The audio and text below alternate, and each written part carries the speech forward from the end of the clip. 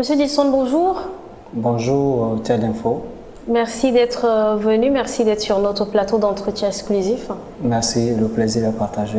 Alors, veuillez vous présenter pour nos téléspectateurs. Qui est Dilson? Ok, Dilson, artiste musicien, chanteur tchadien, auteur-compositeur, qui fait du world music avec un style favori qui est la rumba et qui s'est fait appeler désormais le Mustang. Le Mustang qui est un cheval d'origine espagnole. Okay. Voilà, très fort, un cheval curieux et très attentif et bien efficace pour la course. J'entends qu'il se fait appeler. Qui vous appelle cheval blanc? Ou est-ce que c'est vous-même qui vous... C'est moi qui me fais appeler désormais par mes mélomanes, le Mustang. Ouais. Et pourquoi ce nom? Le Mustang, c'est un cheval, comme on l'a dit. Oui, mais pourquoi un cheval blanc? Oui, parce que je suis un garçon qui est curieux, mais je suis attentif à mes mélomanes, à mon monde, tout autour de moi, et je reste positif dans le domaine du travail. Et en même temps, je ne me monte pas tout et tout, mais on me découvre au terrain comme un cheval qu'on le découvre au terrain de la course. Quels sont les ingrédients de votre art? Est-ce que c'est justement cette curiosité ou il y a autre chose? Pas comme par exemple comme l'héritage. Le papa était musulman, pardon. le papa était musicien, maman, ou c'est l'environnement. Quels sont les ingrédients de votre art? En fait, avant, il y avait ma grand-mère qui était un peu aussi cantatrice au village, chantait dans le lieu de deuil et tout. Oui. Voilà, et après, moi, je me suis inspiré de la nature parce que la musique était là, toujours dans tous les coins des endroits où je fréquentais. Voilà, donc c'était ça. Comme quoi, par exemple, le chant des oiseaux? Le chant des oiseaux, les pleurs des enfants, les musiques, tout ça, dans les radios, tout ça. Ouais. Voilà. Comme on était dans les quartiers Paris-Congo, Mossala, entre-temps, c'était les quartiers les plus mouvementés de la ville. Ouais. Voilà. Alors, déjà, on va dire que c'est certain héritage parce que la tantine, elle était cantatrice, donc on va dire que c'est un peu héréditaire, que vous en avez dans les veines. Mais comment vous faites votre apparition sur la scène musicale tchadienne?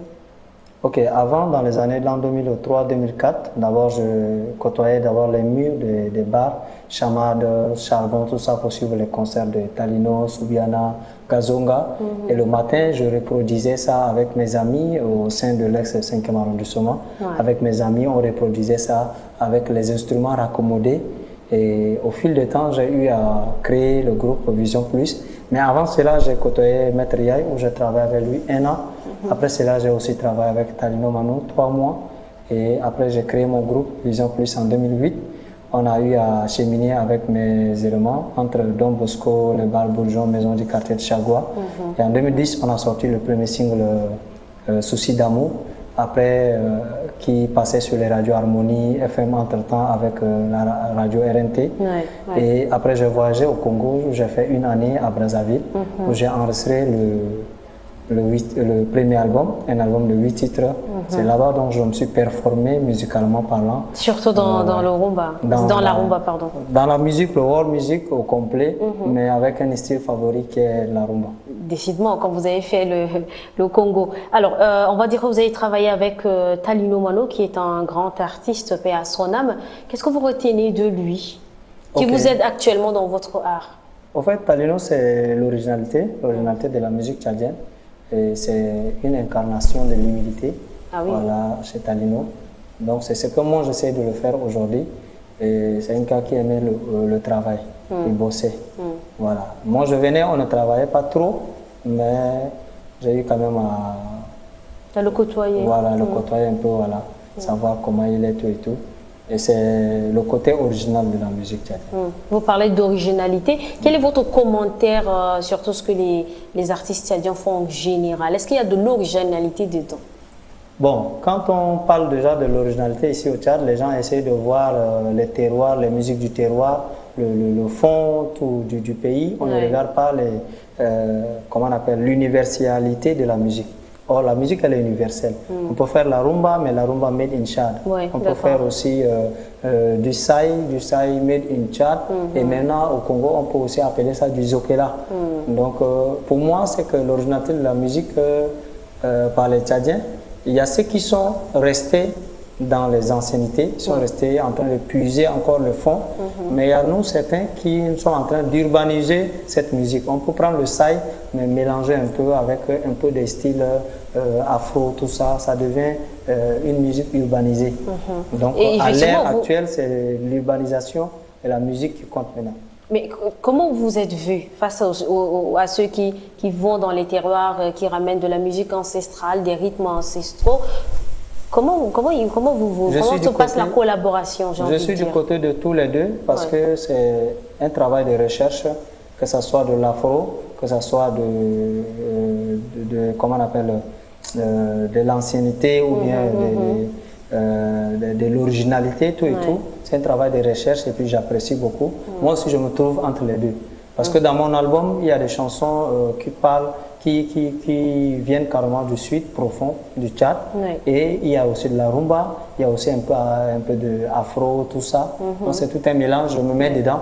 Parce que le public tchadien, actuellement, c'est ce que le public en a besoin. Voilà, de la diversité dans la musique. D'accord, donc diversité comme ce que fait Afrotronics.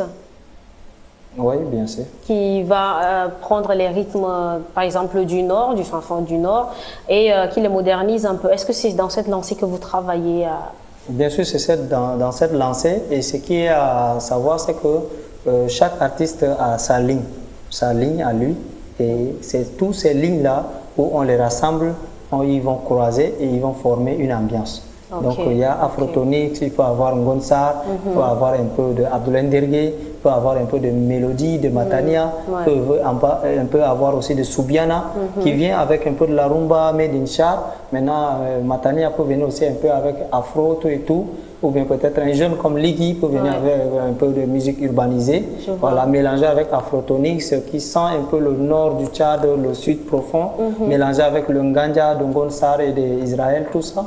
Ça fait déjà l'ambiance. On a l'impression que vous maîtrisez un peu. Voilà, donc chacun a sa ligne et c'est comme ça on dit on est tous complémentaires. On est tous complémentaires. Voilà. On ne veut pas dire que non, Afrotronics fait ça, je dois absolument aussi rester dans ça. Non, on est tous complémentaires. Chacun doit se créer son univers. Voilà. Alors, Dilson, vous préparez bientôt un événement. Pouvez-vous nous parler un peu de... Oui, je serai en concert le 30 septembre à l'occasion de mon anniversaire. Ah, d'accord. Oui, à l'occasion de mon anniversaire. Mais c'est un concert en projet pour soutenir mon 4e album qui est en cuisine, au studio déjà. Ça fait 4 albums déjà? Le 4e album qui arrive, c'est au studio, en cuisine.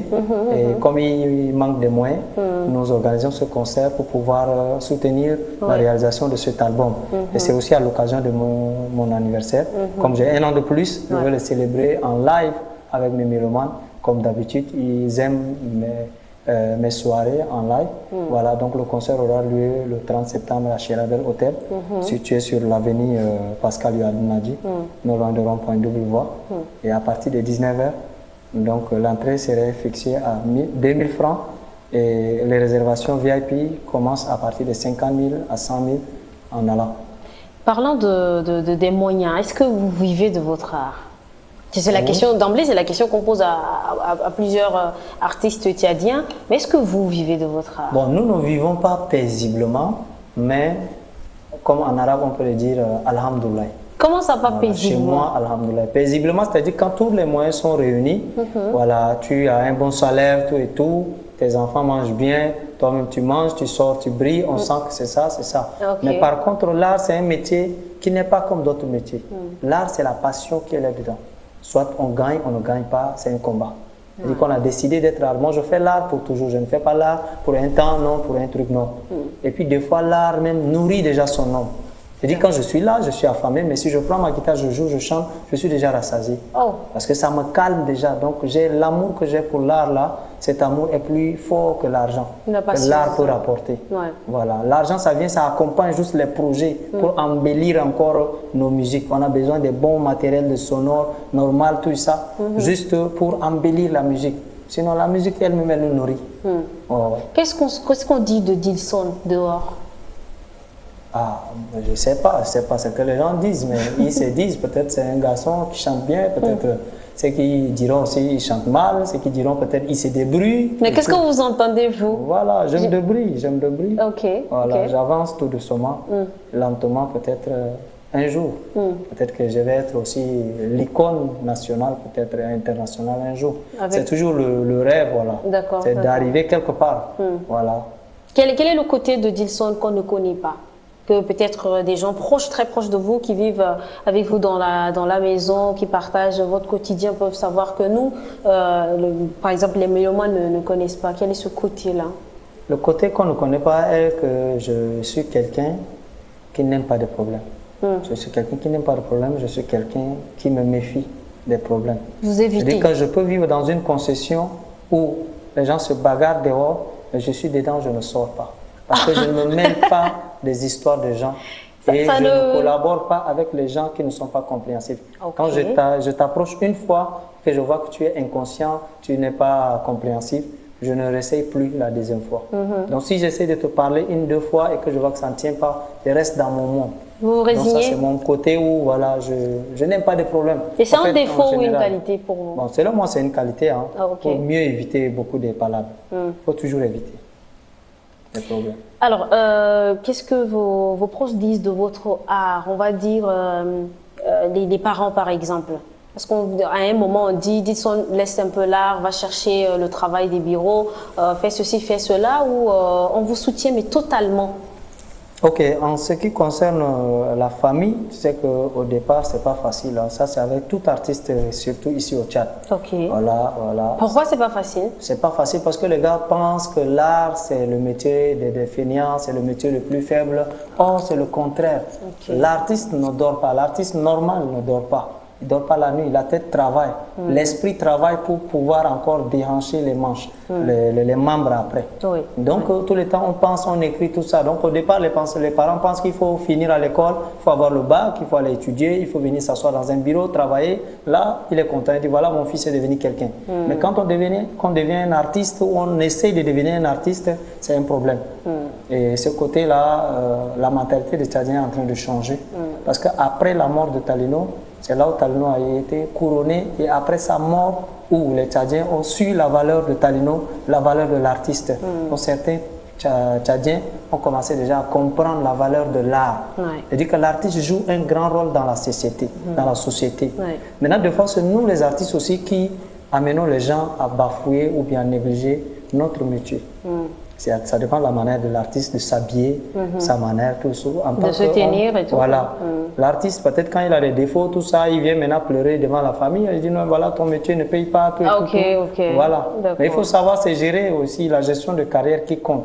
Mais moi, au départ, c'était pas facile. Mais ma maman était une femme qui aimait beaucoup la musique. Ma maman aimait beaucoup la musique. Ma maman pouvait payer même que j'assiste à un concert d'Ismaël Lo en Djamena pour que j'aille entrer dans la salle suivre le concert. Elle pouvait même payer de l'argent pour que je participe au concert de Gazonga, Soubiana, tout ça. Donc on va dire qu'elle était un bon soutien. Voilà, mais les restes, les oncles, tout et tout, c'était des critiques au départ. Non, c'est un bandit, tout et tout. Kadi, ton enfant là, c'est pas la peine, tout et tout.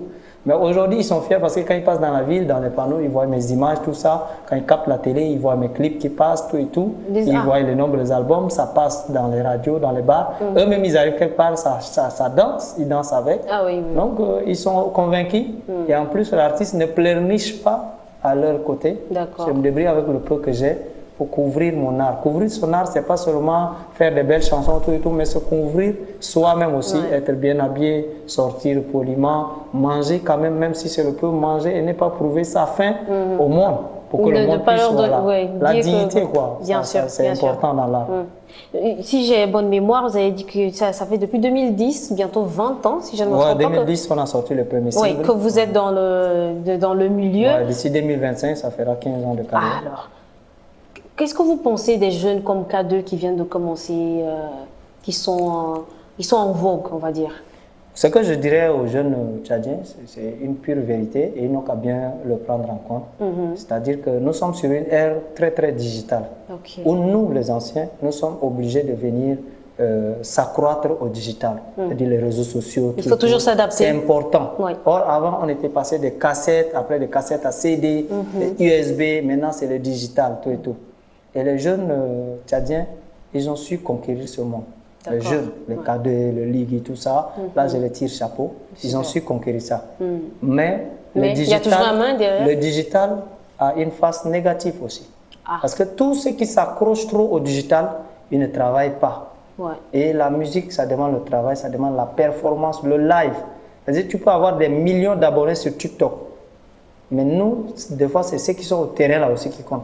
C'est le public au terrain là qui compte. Maintenant, ces jeunes, ils ne se donnent plus au travail. Ils sont là sur le réseau, c'est faire des beaux photos, des belles vidéos, voilà, tout et tout. Au terrain, maintenant, quand tu vas les présenter sur scène, demande-lui de faire une chanson, 2, 3 chansons ou faire 1 heure de temps sur scène, il ne peut pas tenir. Ah, il n'a pas la prestance scénique. Il ne peut pas faire le live. Or, même les Américains, ils font le live. Les awards américains, c'est le live. Les Eminem, Rihanna, ils te jouent le live. Et ces jeunes, ils ne se donnent pas au travail, ils se donnent rien qu'aux réseaux sociaux. Et ça, c'est très dangereux. Maintenant, on a beaucoup de leaders dans le milieu artistique, c'est-à-dire qu'ils ne savent jouer à aucun instrument. Même un instrument, ils ne le savent pas. Ça s'appelle pas musicien. Il y a des émissions qui te demandent que toi, l'artiste, tu sois là avec un instrument, tu joues. Oui. Et si un jour tu tombes devant ces émissions, tu verras comment. Donc, aux jeunes, il faut vraiment... Tu viendras peut-être avec ton guitariste. Bon, voilà, c'est pas mauvais de laisser le digital, c'est bon. Ils ont bien pris, ça marche pour eux, c'est bien. Maintenant, quand on sait travailler, c'est important. Très important. Alors, c'est bientôt la fin de notre entretien. Vous avez un dernier message ou un dernier mot à ajouter? Ok, c'est de dire merci. Merci à Tchad Info, merci pour tout ce que vous faites pour la musique tchadienne. Merci. Voilà, rendez-vous le 30 septembre à Cherabel pour venir découvrir le cheval, le Mustang, et ça va se savoir parce qu'on est déjà en forme, l'orchestre est là, voilà, ça va être le haut niveau. Donc merci et prenez soin de vous parce que chaque jour est une vie. Donc rendez-vous le 30. Merci beaucoup, prenez soin de vous, chaque jour est une vie, c'est tout ce qu'on va retenir de vous, Dilson. Merci d'être passé sur notre plateau, vous revenez quand vous voulez à Tchad Info. Merci beaucoup. Prenez soin de vous, chers téléspectateurs, à très bientôt.